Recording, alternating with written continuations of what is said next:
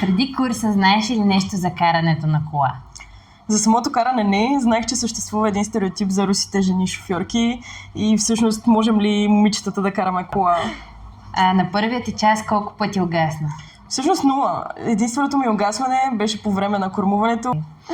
Има ли в София някое трудно място за начинаещите? Може би бих казала кръговото на Сточна гара, тъй като е кръгово със светофари. Първият път, в който Дани ме прекара оттам, аз установих, че отивам натам и бях като: Дани, не отиваме натам. И той такъв: споко бе, ще ти помагам. А имаше ли екстремни ситуации на пътя? Веднъж ни блъсна кофа. What? Бяхме на една малка уличка и една от жълтите кофи за рециклиране я духна вятъра и рязко се заби в нашия багажник. И аз сред такава и съм като: това първото ми ПТП ли? Кои са по-добри шофьори? Старите или новите? Бих казала старите, тъй като опита си е опит. Каква музика пускаш в колата? В момента бих си пуснала рок или метал.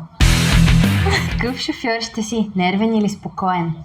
Спокойна в действията си, но със сигурност нервна в изказванията си. Кое е по-трудно? Тестовете в училище или шофьорския изпит? Тестовете в училище, тъй като шофьорския изпит си зависи от нас. Ние преценяваме времето си и според това колко готови се чувстваме, можем да го предприемем. Притесняваш ли се на изпита? Притеснявах се до момента, в който не се качих в колата. Школата успя да ме подготви достатъчно добре, че да мога да се кача в колата и да се чувствам готова за това, което ми предстои. На кой елемент си най-добра в карането? Да тръгвам без да изгасям. Като вземеш книжката от КАТ, веднага ли почваш да караш?